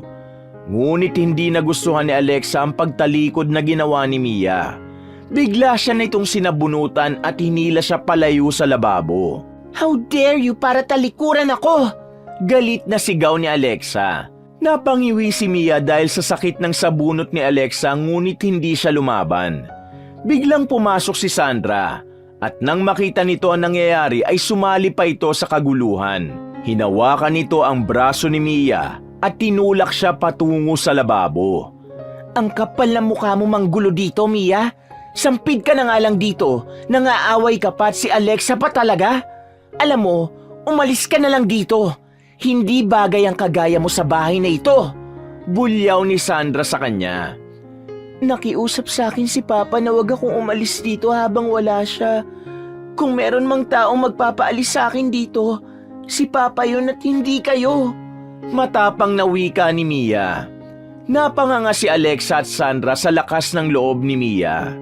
Malalaki ang hakbang na nilisan niya ang kusina at bumalik sa kanyang kwarto. Nang maisara niya ang pinto, ay habol ang paghinga niya na napasandal siya ron. Sa totoo lang, kayang-kaya niyang makipagbardagulan kay Alexa at Sandra. Pero mas pinili niyang wag lumaban dahil alam niya na hindi yun magugustuhan ni Eduardo. Kinagabihan, tahimik na naghahapunan si Mia kasama sina Alexa. Hanggang sa ang katahimikan ay nabasag ng malakas na tumunog ang telepono sa sala. Agad naman yung sinagot ng isang kasambahay. Makalipas ang ilang sandali, nagtungo ang kasambahay sa dining room at binigay ang receiver kay Alexa. Inilapit ni Alexa ang receiver sa tenga nito at habang nakikinig ito sa sinasabi ng nasa kabilang linya, ay napansin ni Mia ang mabilis na pagbabago sa ekspresyon ng mukha nito. Maya-maya ay wala nang tigil ang pag-agos ng luha sa magkabilang pisngi ni Alexa. Biglang kinabahan si Mia sa dahilan na hindi pa niya alam. Matapos ang tawag ay humagulgol si Alexa, kaya mabilis itong nilapitan ni Sandra. Alexa, anong nangyari? Bakit ka umiiyak? Nagtatakang tanong ni Sandra. Ngunit hindi agad nakasagot si Alexa. Patuloy lang ito sa pag-iyak na mas lalong nagpatindi sa kaba ni Mia. Ano ba, Alexa? Sumagot ka! Sino ang tumawag? Pasigaw ng tanong ni Sandra. Si Tito Danilo. Siya ang tumawag. Tugon ni Alexa sa pagitan ng pag-iyak. Si Danilo? Yung kaibigan na doktor ng papa mo? Bakit? Anong sinabi niya? Naguguluhan na tanong ni Sandra. Papa is dead. Bumagsak ang private plane na sinakyan niya papuntang Davao. Deklara ni Alexa. Nanlamig ng gusto si Mia sa sinabi ni Alexa at halos hindi siya makapaniwala sa nalaman. Nanginig ang mga kamay niya at nabitiwan niya ang hawak na kutsara at tinidor. Nag-init ang gilid ng kanyang mga mata at nagsimulang dumaloy ang mga luha sa kanyang pisngi. Gusto niyang isipin na nagbibiro lamang si Alexa. Ngunit ang lakas ng pag-iyak nito ay isang indikasyon na wala na talaga ang tatay nila. Ang mansyon ay napuno ng kalungkutan. Sa unang araw ng lamay ni Eduardo, ay dumating ang napakaraming tao upang magbigay galang dito. Nasa isang sulok lang si Mia at nakatulala. Alam niya na mawawala na si Eduardo. Ngunit hindi niya inasahang mawawala ito ng mas maaga. Labis ang pagsisisi niya dahil nawala ito nang hindi man lang sila nagkakaayos. Ang urn na naglalaman ng mga labi ni Eduardo ay nakalagay sa gitna ng malaking sala. Napapaligiran niyo ng napakaraming white roses na siyang paboritong bulaklak ni Eduardo. Mula sa kinauupuan ni Mia ay dinig niya ang kwentuhan ng ibang bisita tungkol sa kanyang ama. Bawat isa ay nagpahayag ng pasasalamat at pagmamahal sa yumaong si Eduardo. Dahil doon ay naging malinaw kay Mia ang lahat na maraming nagmamahal sa tatay niya. Napagtanto niya na mabuti palang tao ang kanyang ama. Sa unang gabi ng lamay, nagkaroon ng eulogy. Isa-isa, Nagsalita sina Alexa, Sandra, Michael at Vivian at iba pang miyembro ng pamilya ni Eduardo. Nang matapos ng magsalita ang lahat ay tinawag ng babae na nagsisilbing host ng eulogy si Mia. Kahit may pagdadalawang isip ay tumayo si Mia at nagtungo sa unahan. Nang iabot sa kanya ang mikropono, ay nakita niya si Alexa at mataliman tingin sa kanya. Ngunit bago siya makapagsalita, mabilis na tumayo si Alexa. She has no right to speak. Ang kapal talaga ng mukha mo, Mia. Anak ka lang sa labas. Ikaw ang sumira sa pamilya namin. Galit na sigaw ni Alexa. Nagulat ang mga taong naroon at nagsimula ang bulungan. Labis na napahiya si Mia sa ginawa ni Alexa. Hindi na siya nakapagsalita at kulang na lang ay hilingin niyang lamunin na siya ng lupa. Binitiwan ni Mia ang mikropono at mabilis siyang naglakad palabas ng mansyon. Nagtungo siya sa pool area kung saan walang ibang tao kundi siya lamang. Kahit ayaw niyang umiyak ay kusang naglaglagan ang kanyang mga luha. Maya-maya ay may narinig siyang yabag ng sapatos na palapit sa kanya. Nang lumingon siya ay isang may edad na lalaki ang naglalakad patungo sa kanyang kinaroroonan. Huminto ito sa tabi niya at inabot sa kanya ang isang puting panyo. May pag-aalinlangan na kinuha ni Mia ang panyo at pinunasan ang luha niya. Ako nga pala si Danilo. Kaibigan ako ng papa mo. Pagpapakilala ng lalaki. Maraming salamat po sa panyo. Hikbi ni Mia. Huwag mo na lang pansinin ang sinabi ni Alexa. Si Eduardo, hindi anak sa labas ang tingin niya sa'yo. Ang totoo, madalas niyang ikwento sa akin kung gaano kanya gustong tulungan. Ngunit palagi mo raw siyang tinatanggihan. Bakit ayaw mong tulungan ka ng tatay mo, Mia? Tanong ni Danilo. Dahil ayokong isipin ni na Alexa na pera lang ang habol ko kay Papa. Kaya kahit mahirap, nagsusumikap ako para mabuhay. Tugon ni Mia. I admire your strength, Mia. Kaya huwag kang susuko. Mahal na mahal ka ng papa mo at huwag mong kalilimutan yon. Ngumiti si Danilo sa kanya bago ito umalis at bumalik sa loob ng mansyon. Nang maiwan si Mia sa tabi ng pool ay natigilan siya. Mas lalo siyang nasaktan sa biglaang pagkamatay ni Eduardo dahil hindi man lang niya nasabi rito kung gaano niya ito kamahal. Dahil sa pride, hindi niya nasabi ang mga salitang yon sa kanyang ama. Mas lalong lumakas ang agos ng luha ni Mia. Nang sandaling yon, abot langit ang pagsisisi na kanyang naramdaman dahil nawala ang tatay niya nang hindi man lang sila nagkaroon ng pagkakataon na magkaayos. 5 araw na tumagal ang lamay ni Eduardo sa mansyon nito. At sa loob ng 5 araw na yon ay hindi na lumabas ng kwarto niya si Mia, lalo na kapag maraming tao. Hindi dahil sa ikinakahiya niya na anak siya sa labas, kundi upang iwasan ang eksenang nangyari nung unang gabi ng lamay. Matapos ang huling gabi ng lamay, nang sumunod na araw ay inihatid na si Eduardo sa huli nitong hantungan. Nasa malayo si Mia upang makaiwas kay Alexa. Nais niyang igalang ang araw na yon, kaya hanggat maaari ay ayaw niyang magkaroon ng gulo sa pagitan nila ng kanyang kapatid. Matapos ang paglalagay ng urn ni Eduardo sa columbarium, ay umuwi na si Mia sa mansyon. Habang naglalakad siya papasok sa mansyon, ay isang matinding kalungkutan ang lumukob sa kanya dahil alam niya na sa pagpasok niya sa bahay na yon, ay hindi na niya makikita ang tatay niya. Tila may isang malaking butas sa kanyang puso. Alam niyang darating ang araw na mawawala si Eduardo. Ngunit hindi niya inasahang ganun pala kabigat ang sakit. Pagpasok ni Mia sa mansyon, ay nagtaka siya nang makita sa gitna ng sala ang kanyang maleta. Nilapitan niya yon at sakto na isang kasambahay ang lumabas mula sa kusina. Manang, anong ginagawa ng maleta ko rito? May pagtatakang tanong ni Mia. Si Ma'am Alexa po ang nag-utos sa akin na i-empake ang lahat ng gamit niyo, ma'am. Pasensya na po pero sumusunod lang po ako. Kinakabahang wika ng kasambahay. Napatingin si Mia sa kanyang maleta. Hindi na bago sa kanya ang ganong ugali ni Alexa. Pero tila mas tumindi yata ang kasamaan nito sa pagkakataong yun. Napatingin si Mia sa hagdan nang makita niya si Alexa na marahang bumababa mula roon. Matalim ang mga mata nito habang nakatingin sa kanya at lumapit ito at tumayo sa harapan ni Mia. Ano na naman pakulo mo, Alexa? Bakit ibinaba mo rito ang mga gamit ko? Matapang na tanong ni Mia. Talagang nagtanong ka pa? Tutal, wala na si Papa. Wala ka ng dahilan para manatili dito. Pwede ka nang umalis. Bumalik ka na sa squatters area kung saan ka nababagay. Mataray na taboy ni Alexa. Napatiimbagang si Mia. Mariin niyang naikuyom ang kanyang mga kamay. Napakabastos mo talaga, Alexa.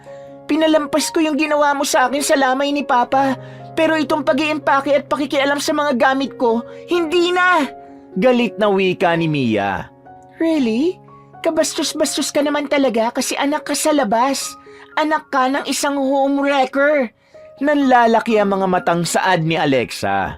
Sabihin mo na ang gusto mong sabihin pero hindi ako aalis sa bahay na ito dahil ang gusto ni Papa ay dito ako manirahan. Madiing wika ni Mia habang matiiman tingin niya sa kanyang kapatid. Ang kapal talaga ng mukha mo. Pera lang naman ang dahilan kung bakit ka nandito. Gold digger! Bulyaw ni Alexa. Kinuha ni Mia ang maleta niya para ibalik sa kanyang kwarto. Ngunit mabilis siyang sinabunutan ni Alexa at hinila siya nito papunta sa nakabukas na main door. Sa pagkakataon na yon ay hindi na pumayag si Mia na api-apihin siya ni Alexa. Inalis niya ang kamay nito sa kanyang buhok. Malakas niya itong itinulak at napaupo sa sahig si Alexa na labis nitong ikinagulat. Tatayo na sana si Alexa pero mabilis itong dinuro ni Mia. Huwag mo akong sagarin, Alexa. Hindi sa lahat ng oras kaya kong magtimpi sa kasamaan ng ugali mo. Oh, sa squatters area ako lumaki. Kaya huwag mong hintayin na ipakita ko sa iyong pagiging squatter ko dahil sigurado ako na magsisisi ka. Banta ni Mia. Are you threatening me? How dare you? Sigaw ni Alexa. Hindi, Alexa. Sinasabi ko lang sa iyo ang kaya kong gawin para ready ka. Isang nakakalokong ngisi ang pinakawala ni Mia. Unti-unting bumakas sa mukha ni Alexa ang takot. Alam ni Mia na hindi nito inasahan na kaya niya ring lumaban at magsalita ng ganon. Wala na itong nasabi na tila umurong bigla ang dila nito. Lumayo na si Mia kay Alexa at kinuha ang kanyang maleta. Malalaki ang hakbang na umakyat siya sa hagdan at dinala ang maleta pabalik sa kanyang kwarto. Pagkasara niya ng pinto ay naglakad siya patungo sa kama at nangihinang napaupo sa gilid nun. Pasensya na, Papa. Kung hindi ko napigilan ang sarili kong labanan si Alexa, hindi ko na kasi kayang hayaan na lang siya sa mga maling ginagawa niya sa akin. Pabulong na wika ni Mia na tila nasa harapan lamang niya si Eduardo. Makalipas ang ilang araw, ay patuloy pa ring nagluluksa ng tahimik si Mia. Isang umaga, habang naglilinis siya sa kanyang kwarto ay nakarinig siya ng mahihinang katok sa pinto. Inihinto muna niya ang ginagawa at binuksan niya ang pinto. Bumungad sa kanya ang isang kasambahay. Bakit po, Manang? Tanong ni Mia. Ma'am, pinapatawag po kayo ng attorney ni Sir Eduardo. Nasa opisina po sila ngayon ni Sir Eduardo. Tugon ng kasambahay. Attorney? Anong kailangan niya? Tanong ni Mia at bigla siyang kinabahan. Hindi po sinabi sa akin kung bakit pero naroon na po sina Ma'am Alexa. Tugon nito. Sige, susunod ako. Tura ni Mia sabay ngiti. Nang umalis na ang kasambahay, huminga ng malalim si Mia. Sandali siyang nag-isip at napagtanto niya na kaya merong attorney roon ay dahil pag-uusapan na ang hatian ng mana. Inihanda na niya ang sarili na tiyak niyang makukuha niyang reaksyon mula kina Alexa.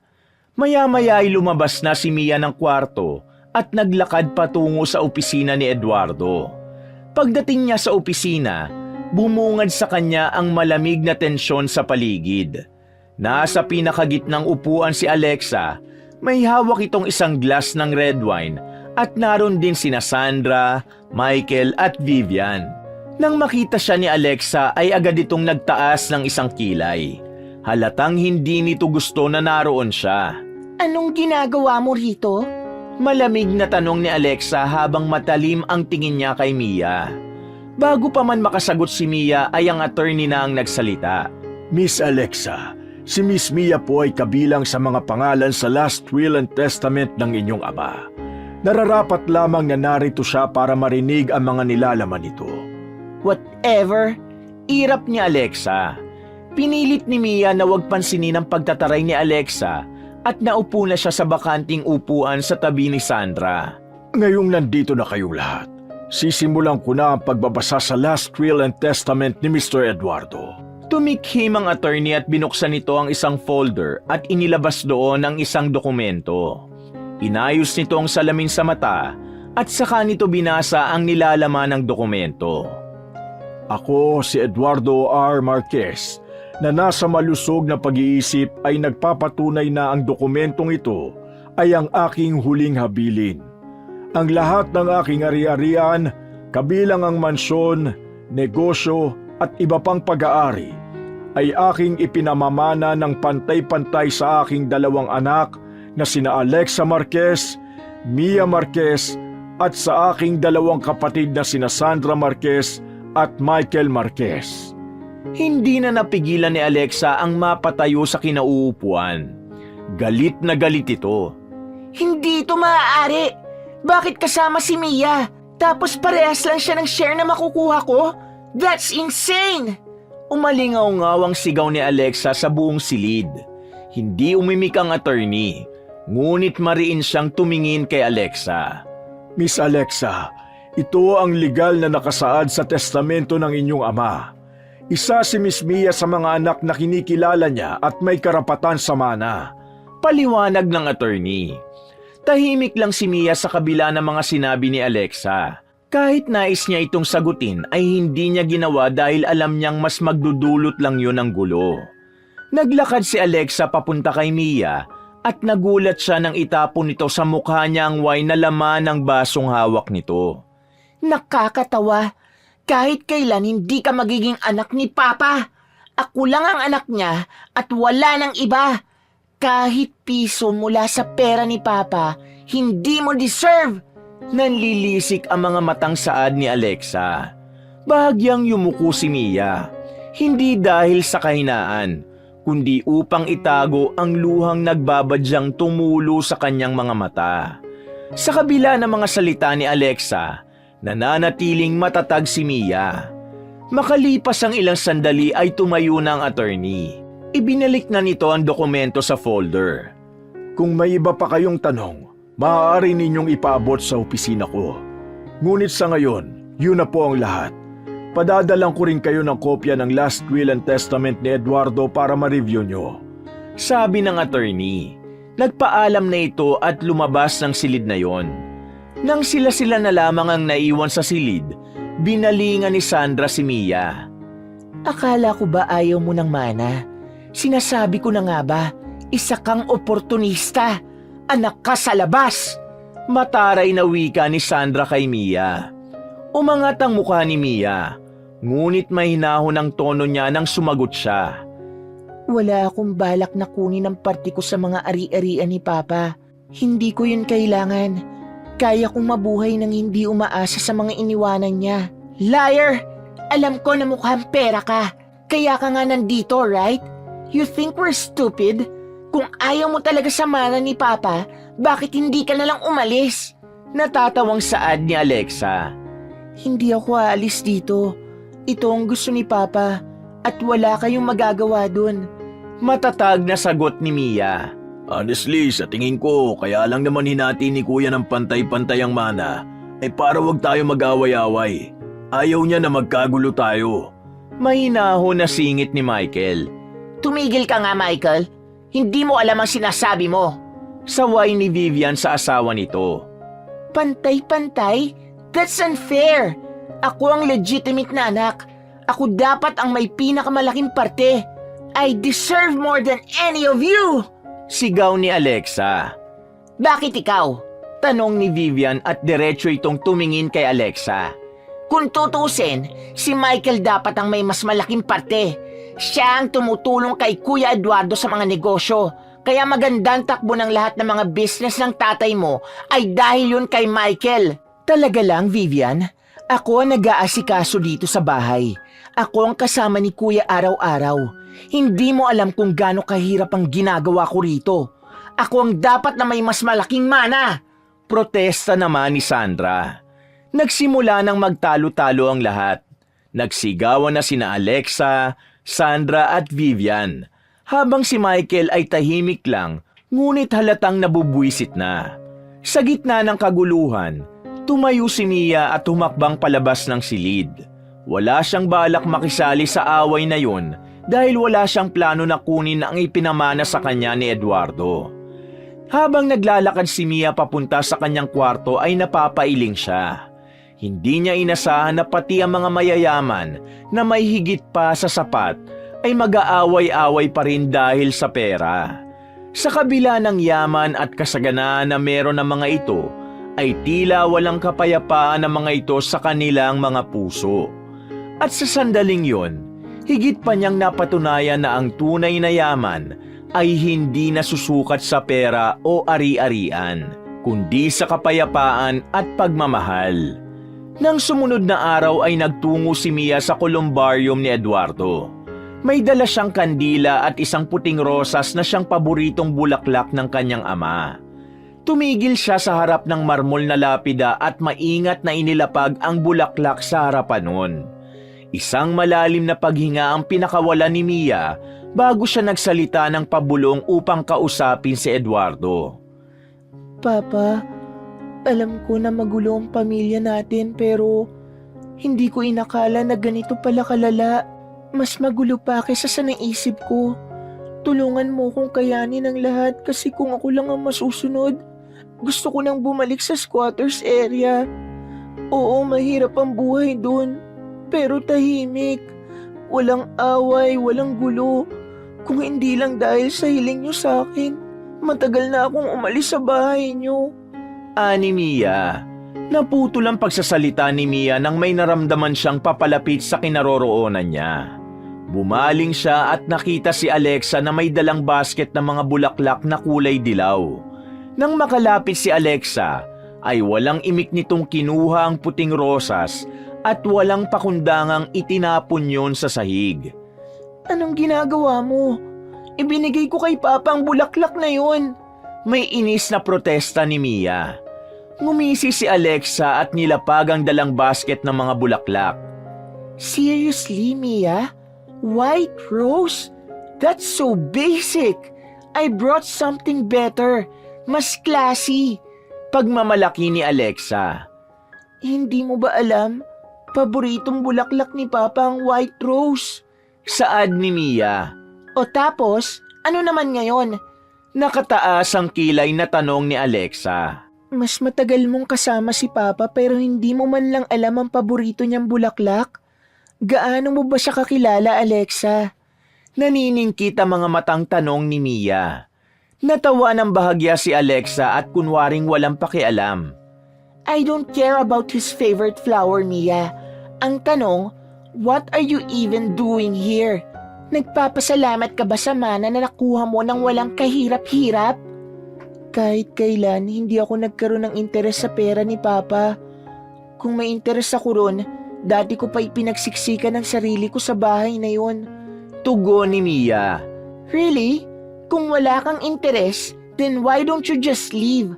Aalis ka rin naman eventually, right? Just admit it, Mia. Perang dahilan kaya ka nasa bahay. Akusa ni Alexa. Hindi ako aalis. Sinusunod ko lang ang huling hiling ni Papa. Gusto niyang manatili ako sa bahay. At sana magkasundo tayo, Alexa. Isa yun sa gusto niya, na magkaayos tayo bilang magkapatid. Tura ni Mia. Natawa si Alexa. Kilabutan ka nga sa sinasabi mong magkapatid tayo. Wala akong kapatid na tulad mo. And I will never accept you as one. Matigas nitong sambit. Tumalikod si Alexa at nang makita nito ang white rose sa lapag, ay tinapakan nito yon. Nang makaalis na si Alexa, ay isang malalim na paghinga ang pinakawalan niya. Iginala niya ang mata sa paligid. At napansin niya ang isang figura ng isang lalaki sa hindi kalayuan. Isang lalaking pamilyar ang tindig. Kinilabutan si Mia nang mapagtanto niya na parang si Eduardo yun. Sandali siyang natigilan at hindi siya makapaniwala sa kanyang nakita. Ngunit nang kusutin niya ang kanyang mga mata at muling tumingin sa kinaroroonan ng lalaki, ay wala na yun. Nanatiling nakatulala si Mia habang nagtataasa ng balahibo niya sa braso. Nagpaparamdam ka ba, Papa? Kung naririnig mo ko, sana gabayan mo kami. Sana maging maayos na ang lahat. Bulong ni Mia. Kinagabihan, kasabay na naghahapunan ni Mia sina Alexa, Sandra, Michael at Vivian. Tahimik ang lahat at tila walang nais magtangka na basagin ang katahimikan. Ngunit maya-maya ay biglang nagsalita si Vivian. Oo nga pala, gusto kong malaman nyo na may nakausap na akong attorney. Tura ni Vivian. At bakit ka naman kumausap ng attorney? Nagtatakang tanong ni Sandra. Siyempre, hihingi ako ng tulong para masiguro na makukuha ni Michael ang nararapat na mana para sa kanya. Hindi pwedeng hindi mas malaki ang sa kanya. Kaswal na tugon ni Vivian. Bakit ba iniisip mo na dapat mas malaki ang parte ni Michael? Hindi ba't nararapat lang na tumulong siya sa negosyo ni Kuya Eduardo? Nakikinabang din naman kayo doon, lalo ka na, Vivian. Bili ka ng bili ng mga luxury bags kahit hindi naman bagay sa pagkatao mo. Mataray na tura ni Sandra. O baka naman hindi pa sapat ang malaking kinukupit ni Michael sa mga negosyo ng kapatid ko. Nang uuyam na dugtong ni Sandra. Natigilan si Michael, ngunit hindi ito sumagot. Si Vivian ang agad na nagtaas ng boses. That's not true. Hindi magnanakaw ang asawa ko. Paano mo nasasabi yan, Sandra? Nanlalaki ang mga matang sigaw ni Vivian. Bakit ba palagi ka nagsasalita para kay Michael? Wala bang sariling bibig si Michael? O baka naman guilty talaga siya kaya dinidepensahan mo siya? Natatawang wika ni Sandra. Galit na tumayo si Vivian. Ano bang problema mo, Sandra? Hindi ka na ba titigil sa paggawa ng kwento? Walang basehan ng mga pinagsasasabi mo. Gigil na wika ni Vivian. Nagsimula ang pagtatalo ni Sandra at Vivian. Nagpalitan ng dalawa ng maiinit na salita habang ang pagkainan ay tila naging lugar ng digmaan. Nagbigay ang dalawa ng dahilan kung bakit sila ang dapat na makakuha ng mas malaking parte ng pera at ari-arian ni Eduardo. Biglang tumayo si Alexa at nagsalita ito. Tumigil na kayong dalawa! Ang iingay nyo! Alam nyo, wala sa inyong naririto ang deserve na makakuha ng mas malaking mana kundi ako lang. Ako lang dapat. Ako ang nag-iisang anak ni Eduardo. Lahat kayo, pare-parehas lang na mukhang pera at ginamit si Papa nung buhay pa siya. Sigaw ni Alexa habang nanlilisik ang mga mata. Nanatiling tahimik si Mia habang patuloy ang pagbabangaya ng mga naroon. Pare-pareho lang kayong walang ibang intensyon kay Papa kundi ang pera niya. Nakakatawa kayo. Look at yourselves. Ang pathetic niyong lahat. Dagdag pa ni Alexa at isa-isa sila nitong tiningnan. Hindi nagpatalo sina Sandra at Vivian sa sinabi ni Alexa. Nagsigawan na ang tatlo at tila walang nais magpatalo sa mga yun. Wala lang naintindihan si Mia sa sinasabi ng mga ito dahil sabay-sabay nang nagsasalita ang tatlo. Hindi na kinaya ni Mia ang ingay at gulo. Tumayo siya mula sa kanyang upuan at malalaki ang mga hakbang na nagtungo sa kusina. Kumuha siya ng 4 na kutsilyo at bumalik sa dining room. Isa-isa niyang nilapagan ng tig-iisang kutsilyo ang harapan ni na Alexa, Sandra, Vivian at Michael. Tumigil ang lahat at napatingin sa kanya ng may pagtataka at kaba. Bakit hindi na lang kayo magpatayan kaysa nagtatalo kayo? Kung sino ang matira, sa kanya na mapupunta ang lahat ng mana ni Papa. Galit na sigaw ni Mia. Natahimik ang lahat sa ginawa at sinabi ni Mia. Nagkatinginan ang mga ito. Walang pag-aalinlangan na tumalikod si Mia at iniwan ang dining room. Ang mga natirang nasa lamesa ay nakatulala. Hindi makapagsalita at hindi makapaniwala sa sinabi ni Mia. Mula sa dining room ay tahimik na pumasok si Mia sa kanyang silid. Marahan niyang isinara ang pinto at naupo siya sa gilid ng kama. Nagsimulang bumagsak ang mga luha sa kanyang mga mata habang pilit niyang pinipigilan ang malakas na paghikbi. Ang hirap. Hindi ko na kaya. Araw-araw na lang puro away, puro pera. Bakit ba kailangan ganito palagi? Mahinang sambit ni Mia. Napayuko si Mia at tumitig siya sa sahig habang patuloy ang pagbagsak ng kanyang mga luha. Pakiramdam niya ay wala siyang lugar sa bahay na yon. Ang tahanang iniwan ng kanyang ama ay tila naging pugad ng kasakiman at galit. Biglang napansin ni Mia ang isang bagay sa gilid ng kanyang paningin. Isang puting bulaklak ang nakapatong sa kanyang bedside table. Napahinto siya sa pag-iyak habang nakatingin sa bulaklak. Nilapitan niya ang bulaklak at kinuha yon. Napakunot noo siya nang malaman na isa yung white rose, ang paboritong bulaklak ng yumao niyang ama. Sumiklab ang mas matinding pagluha mula kay Mia. Papa, ikaw ba ang naglagay nito dito? Tanong ni Mia. Kahit alam niyang imposible yung mangyari dahil patay na si Eduardo, ay nais pa rin niyang isipin na ito ang naglagay ng bulaklak na yon sa kanyang silid. Pakiramdam tuloy ni Mia ay nasa silid na yon ang kaluluwa ni Eduardo. Ngunit imbes na matakot, isang kakaibang kapanatagan ang kanyang naramdaman. Papa, alam kong gusto mong magkasundo kami. Pero ang hirap.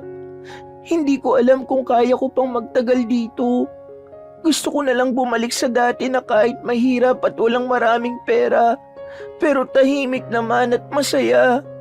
Lumuluhang wika ni Mia. Iginala ni Mia ang paningin niya sa kabuuan ng kanyang silid at umasa siyang may makikita siyang palatandaan mula sa kanyang ama. Ngunit wala siyang nakita. Ganoon pa man, sa kaloob-looban niya ay naramdaman niya ang presensya nito. Isang tahimik na pagpapaalala na hindi siya nag-iisa. Lumipas ang mga araw sa mansyon na tila ba ang mga nakatira roon ay hindi na magkakakilala. Sabay-sabay pa rin silang kumakain ngunit walang nagpapansinan at nagsasalita. Nasa iisang bubong sila pero parang hangin lang ang bawat isa na hindi nakikita ng iba. Isang madaling araw, nagising si Mia mula sa mababaw na pagtulog. Hindi siya mapakali, kaya tumayo siya at nagpunta sa bintana ng kanyang silid. Tumingin siya sa labas at umasa na makakahanap siya ng kapanatagan doon. Hanggang sa napuno ang kanyang isipan ng mga alaala ng kanyang simpleng buhay nung nakatira pa siya sa squatters area. Ang mga tawanan nila ng mga kapitbahay niya, ang pagbibigayan ng pagkain ng mga tao kahit kulang pa yun sa kanila, at ang payak ngunit masayang mga araw kasama mga taong kahit hindi niya kadugo ay itinuring naman siyang pamilya. Aminado si Mia na mas masaya pa rin sa lugar na yon. Sa gitna ng pag-iisip ni Mia, ay napansin niya ang paghinto ng isang itim na kotse sa tapat ng gate ng mansyon. Napakunot ang kanyang noo. Nakita niyang bumaba mula sa kotse si Alexa na halatang lasing. Bumaba ang isang lalaki mula sa driver's seat ng kotse at lumapit ito kay Alexa. Isinandal ng lalaki si Alexa sa kotse at napansin niya na pilit nitong hinahalikan si Alexa at malinaw na umaayaw ito dahil nilalayo nito ang sarili sa lalaki. Kinabahan si Mia at hindi na siya nagdalawang isip na tumakbo palabas ng kanyang silid. Bumaba siya ng hagdanan at lumabas ng mansyon. Paglabas niya ng gate ay naroon pa rin si Alexa at ang lalaki. Halatang natatakot si Alexa habang pilit na inaawat ang lalaki sa pagtatangka nitong halika ng kapatid niya. Bitiwan mo siya! Sigaw ni Mia habang papalapit sa dalawa. Nagulat ang lalaki sa boses ni Mia, ngunit hindi ito tumigil sa ginagawa nito. Alam niyang lasing din ang lalaki kaya malakas ang loob nitong gawin ang bagay na yon. Hinila ni Mia ang lalaki palayo kay Alexa. Ngunit mabilis itong humarap at tinulak siya nito ng malakas. Muntik pang matumba si Mia ngunit hindi siya nagpatinag.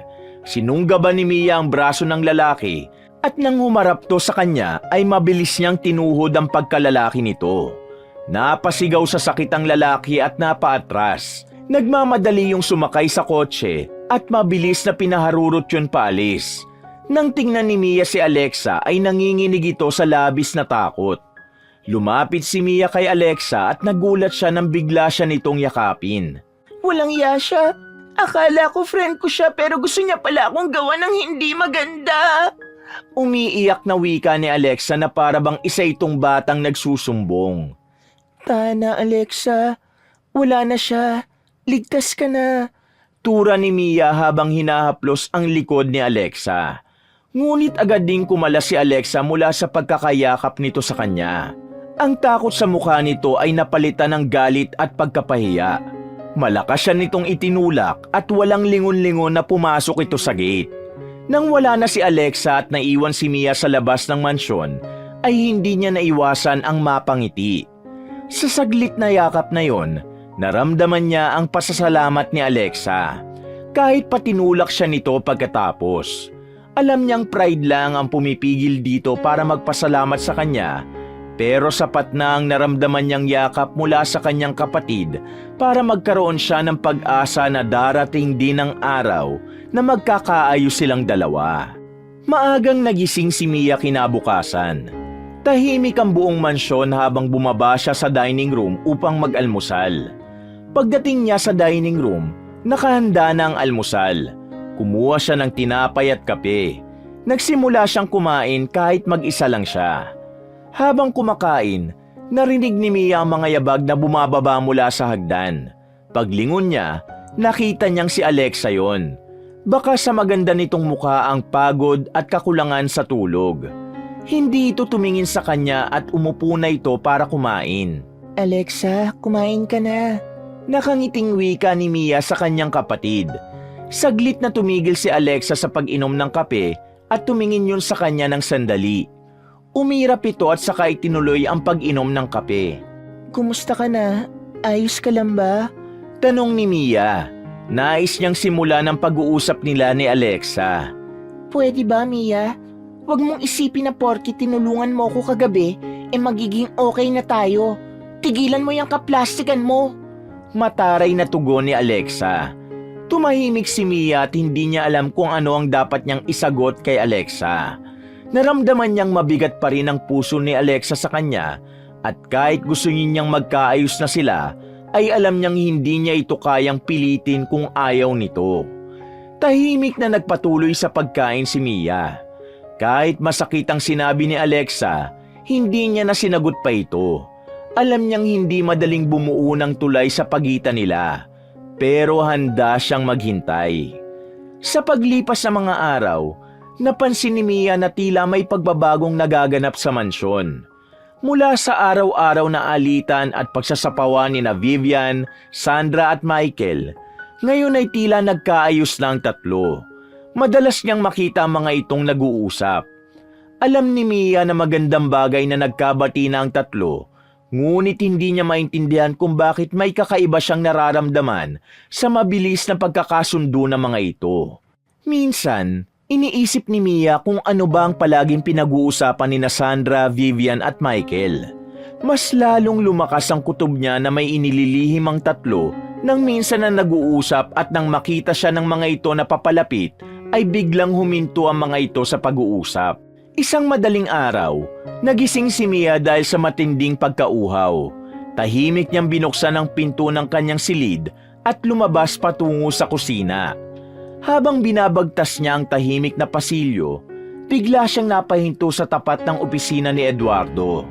May narinig siyang mga boses na nagmumula sa loob.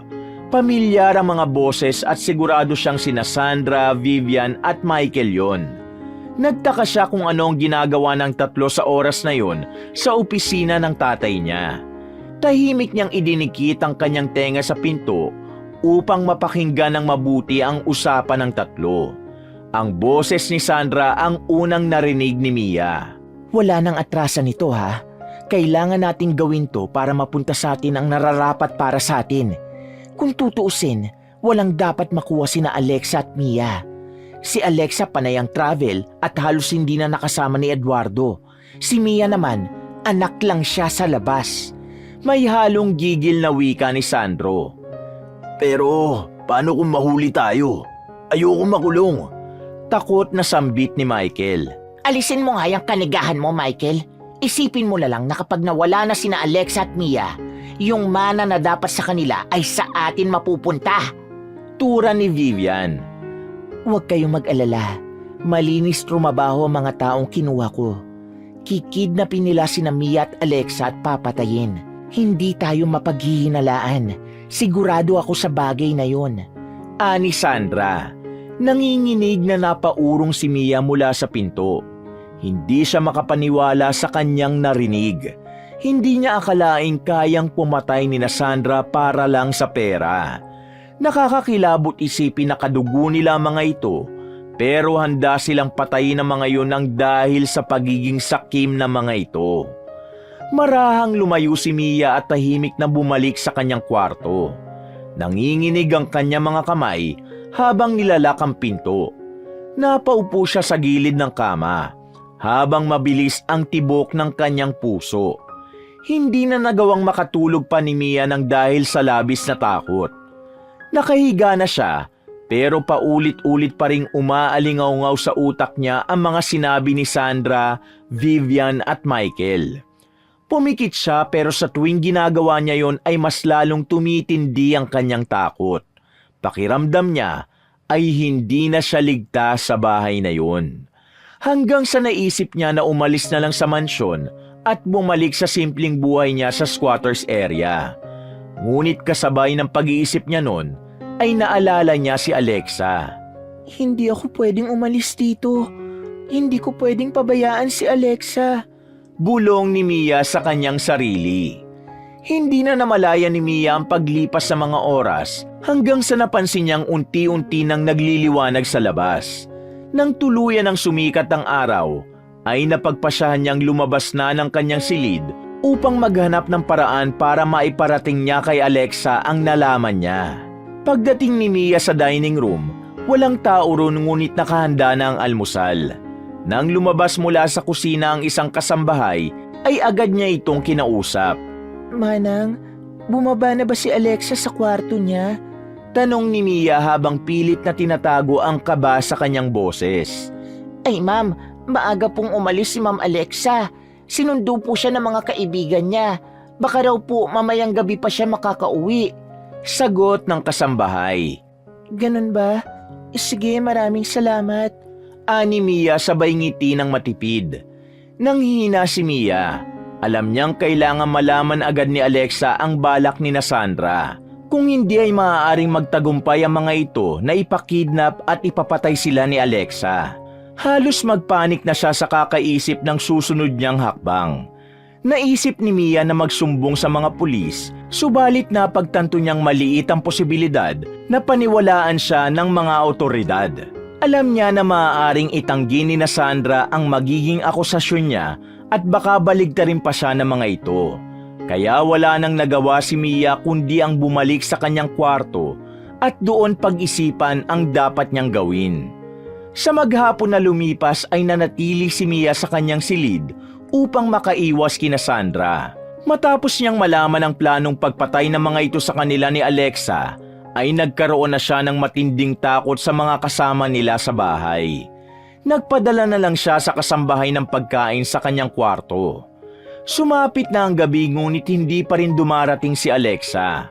Ang kaba at takot sa dibdib ni Mia ay hindi maalis-alis. Nanatili siyang nasa tabi ng bintana at nakatingin sa gate para kapag dumating na si Alexa ay agad niya itong makikita. Diyos ko, sana naman dumating na si Alexa.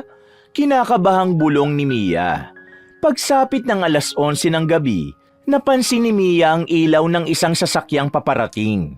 Isang kotse ang pumasok sa gate ng mansyon at hindi siya maaaring magkamali. Yun ang kotse ni Alexa. Walang inaksayang oras si Mia. Agad siyang tumakbo palabas ng kwarto. Bumaba siya ng hagdan at lumabas sa mansyon upang salubungin si Alexa. Paglabas niya ng mansyon ay nakita niyang nakababa na si Alexa sa kotse nito. Ngunit 3 lalaki ang pumasok sa hindi pa nasasaraduhang gate. Armado ang mga lalaki ng malalaking baril. Hindi na nagawang makakilos ng security guard nang tutukan ito ng baril ng isa sa mga lalaki. Sa sandaling yon, hindi na inisip ni Mia ang pansariling kaligtasan. Tumakbo siya palapit kay Alexa na walang kamalay-malay sa pagdating ng tatlong lalaki. Ngunit bago pa siya makalapit kay Alexa, ay nahawakan na ito ng isang lalaki sa braso, sabay tutok ng baril dito. Sino kayo? Let me go! Sigaw ni Alexa habang nagpupumiglas. Wala na ring nagawa si Mia nang malapitan siya ng lalaki at maging siya ay tinutukan ito ng baril sa ulo. Parang awa nyo na. Huwag nyo kaming sasaktan. Naiiyak na pakiusap ni Mia. Manahimik ka kung ayaw mo masaktan. Banta ng lalaki. Pareho silang pinilit at hinila palabas ng gate ng mga lalaki. Hindi na nakapalag sina Mia at Alexa dahil sa mga nakatutok na baril sa kanila. Mabilis silang ipinasok sa likuran ng isang itim na van. Pilit na nagpupumigla si Alexa habang si Mia naman ay walang tigil sa pagsigaw ng tulong. Subalit hindi nagtagal, tinutukan muli sila ng baril. Dahilan upang sila ay tumahimik dahil sa takot. Umandar na ang van palayo sa mansyon. Naging malikot ang mata ni Mia sa pag-asang makakahanap siya ng paraan para makatakas sila ni Mia. Ngunit dahil sa armado ang dalawang lalaki na nakapagitna sa kanila, naisip niya na wag nang gumawa ng bagay na hindi magugustuhan ng mga yon dahil baka mapadali pa ang kanilang mga buhay. Sa oras na yon, ramdam ni Mia na mas takot si Alexa kaysa sa kanya. Wala itong tigil sa paghikbi at ramdam niya ang panginginig ng katawan nito. Inilapit palalo ni Mia ang sarili kay Alexa at sa kanya ito binulungan. Huwag ka mag-alala. Hindi kita pababayaan. Magdasal lang tayo na sana'y makaligtas tayo. Napatingin si Alexa kay Mia. Nakita ni Mia sa mata ng kanyang kapatid na kahit paano ay nakakita ito ng pag-asa dahil sa kanyang sinabi. Hoy, bawal kayo mag-usap. Sigaw ng isang lalaki sabay tutok ng baril sa kanilang dalawa. Nagulat si Alexa nang tutukan sila ng baril kaya napayakap ito kay Mia. Tahimik lang si Mia ngunit sa loob ng isip niya ay walang tigil siyang nagdarasal para sa kaligtasan nilang magkapatid. Doon na rin napagtanto ni Mia na kaya sila dinukot sa mismong mansyon ay upang hindi mapaghinalaan sina Sandra at isipin ng lahat na maging ang mga ito ay biktima lamang. Biglang lumiko ang van sa isang masikip na kalsada at doon ay nagulat silang lahat nang mabilis na humarang sa kanila ang mga sasakyan ng pulis. Agad na huminto ang van at ang mga kidnapper ay nagmadaling mag-isip. Nagmaniobra pabalik ang driver, ngunit hindi yung tuluyang nakaatras dahil kahit sa likod ng van ay may mga sasakyan na rin ng mga pulis na isa-isang humarang. Labis na nagtaka si Mia kung paano nalaman ng mga pulis ng ganun kabilis ang pagkidnap sa kanila. Pero hindi na muna yun ang pinagtuunan niya ng pansin. Kahit paano'y nagpasalamat siya dahil mas lumaki ang pag-asa nila na makakaligtas. Hinila sina Mia at Alexa ng dalawang lalaki palabas ng van. Mahigpit silang hawak ng mga yun sa braso habang nakatutok ang baril ng mga ito sa kanilang ulo. Malakas na sumigaw ang isa sa mga lalaki na kung hindi hahayaan ng mga pulis na patakasin ang mga ito, ay papatayin ng mga ito sina Mia at Alexa. Hanggang sa biglang dalawang putok ng baril ang umalingaw-ngaw at nakita nila ang pagbagsak ng lalaking may hawak kay Alexa. Dalawang sunod pa ng putok ng baril ang pumailan lang at ang may hawak naman kay Mia ang bumagsak. Agad na lumabas ang driver ng van at isa pang lalaki na nasa unahan. Nakipagbarila ng mga yun sa mga pulis. Mabilis na hinila ni Mia si Alexa pababa at dumapa sila sa kalsada. Sa gitna ng kaguluhan, si Mia ay buong tapang na nakayakap kay Alexa upang siguruhing hindi ito masasaktan o matatamaan ng ligaw na bala. Patuloy ang palitan ng putok sa pagitan ng mga pulis at ng mga kidnapper. Hanggang sa tuluyan ang sumuko ang mga kidnapper nang mapagtanto ng mga yon na walang laban ng mga ito sa dami ng mga pulis.